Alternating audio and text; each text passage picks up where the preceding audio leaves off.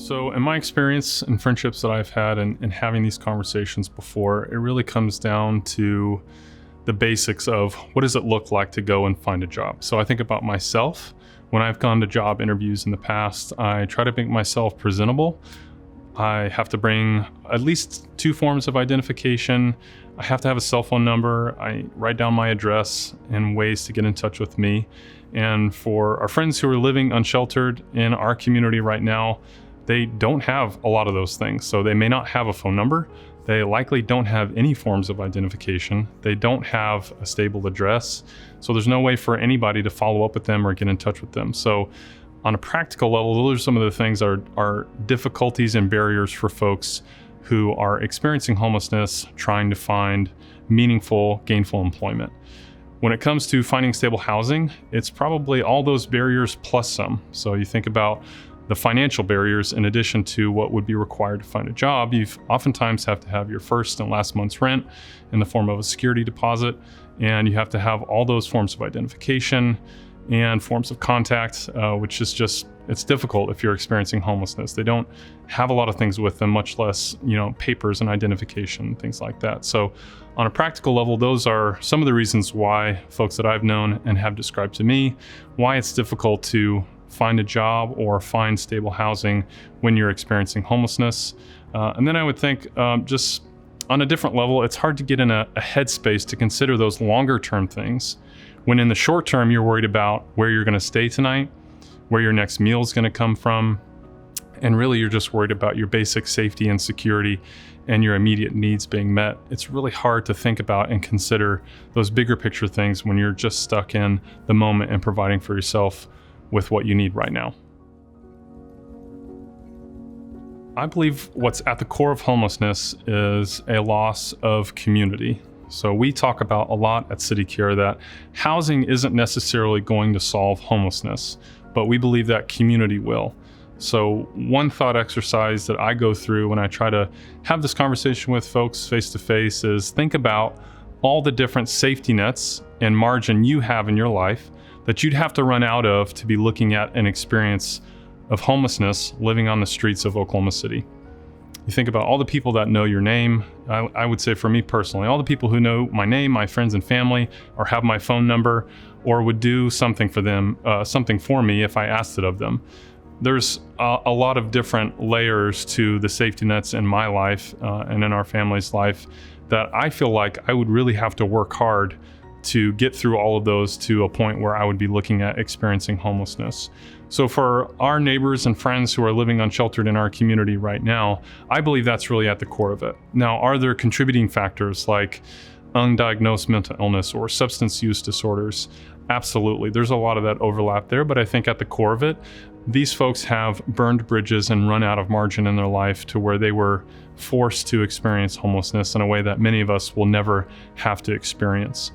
I believe, and in my experience and friendships that I've had, when we are able to meet those basic needs and provide some margin that comes with community, this idea of working hard and pulling yourself up by your bootstraps is possible when you actually have a pair of boots on. And so I feel like it's not necessarily about laziness as much as it is about losing that margin that so many of us benefit from through friends and family and community. This is a great question, and one that I wrestled with a lot for many years. I think partially because of the context in which I was raised and the conversations that I had growing up. But I think what we really have to do as a community is move beyond the transaction of handing somebody money and wondering where that money is going to go and get to something that's more transformational, which I believe is relationship. So for me, when I know somebody and I know what they're going through, what they're struggling with, when I know their name and I've developed a relationship with them, I'm much less concerned about what they're going to do with the couple dollars that I might have in my pocket than if I didn't know them at all. So I think at the end of the day, it really comes down to relationship. And if you feel comfortable in the moment or you feel moved in the moment to give somebody money, given a particular circumstance or a need that they're expressing, then I would say do it. But I think much more important than that is asking them, hey, what's your name? And where do you stay? And is there anything that I can do for you beyond meeting this immediate need? Giving them your phone number and saying, hey, here's some folks that you can call, or just call me and I'll help connect you to some resources. So I think the bigger picture hope is that we're making connections based on relationship and moving beyond just that person-to-person transaction where someone's asking and you're giving, and moving more towards something that can actually provide that margin we've talked about through community to help these individuals transition out of homelessness. Oftentimes, individuals who are experiencing homelessness are in some type of mental health crisis or have some undiagnosed mental illness, and that's definitely true. I think in a situation, you have to take it case by case. Obviously, you never want to put yourself in a situation that you're uncomfortable with. I would say personally that I try to interact with folks and assume good intent, and assume that really at the end of the day, they're just another person like I am. They're experiencing things that I may not have experienced before, but at the end of the day, if I can sit down with them and talk with them, or introduce myself, or shake their hand, or say hello, and just acknowledge the humanity of who they are, that oftentimes, I would say probably 9 times out of 10 is a really great starting place.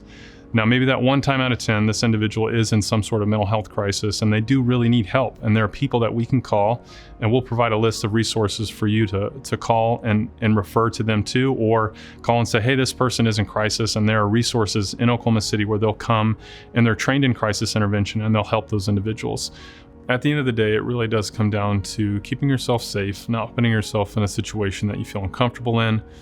But again, most of the time, having that conversation and introducing yourself and talking with that person and acknowledging their humanity, I think goes a long way in bringing down some of those barriers and addressing some of that fear. And I believe over time, you'll start to become more and more comfortable with those initial interactions and developing a relationship with folks and moving beyond that initial fear that can sometimes come with interacting with someone who might be experiencing homelessness or putting yourself in a situation that you may not have been in before.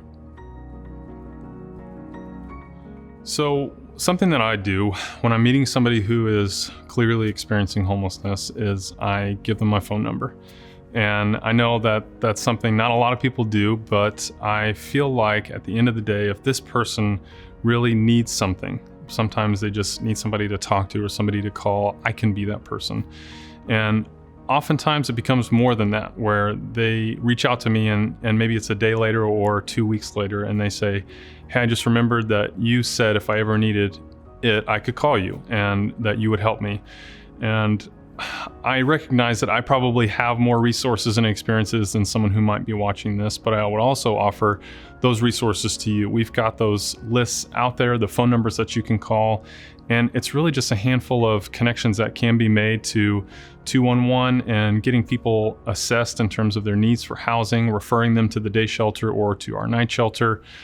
There's a few resources in town that once you put them in your phone, they're really easy to pass along. And like I said, not everybody does it, but I feel like if nothing else, if I can introduce myself to somebody, probably more long-lasting and more important than a couple dollars that I might have in cash on me is the idea that this person now has someone they can call if they need somebody to talk to. And longer term, there's somebody who said, hey, I'll help you if you need it, if and when you're ready for it.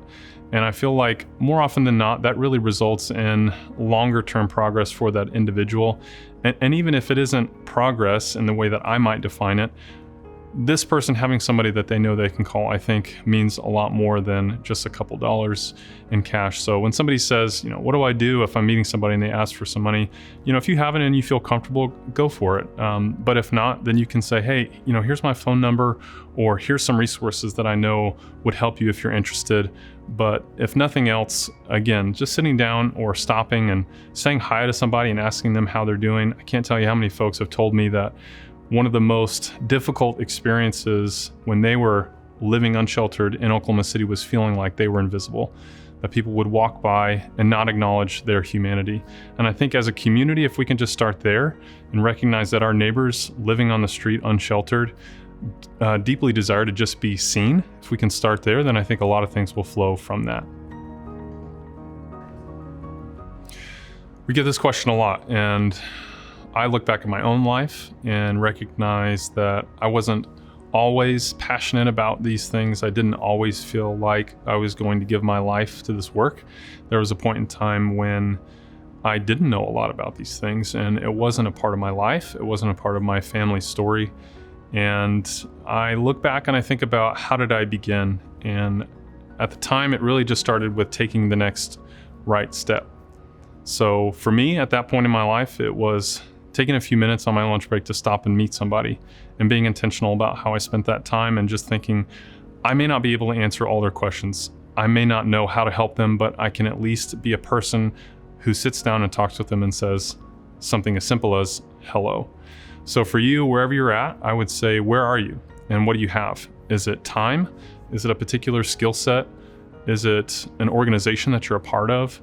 Whatever it is, I would just ask you to consider, what is the next right step, and commit to taking that step, and trust that over time, you'll figure out exactly how to leverage fully the resources and relationships that you have in your life to benefit those in our community who are currently living without homes. And again, I believe, zooming out, looking at the big picture, if we live in a community where more often than not people are asking, how can I leverage what I've been given on behalf of those who don't have it, I think our community will start to look different.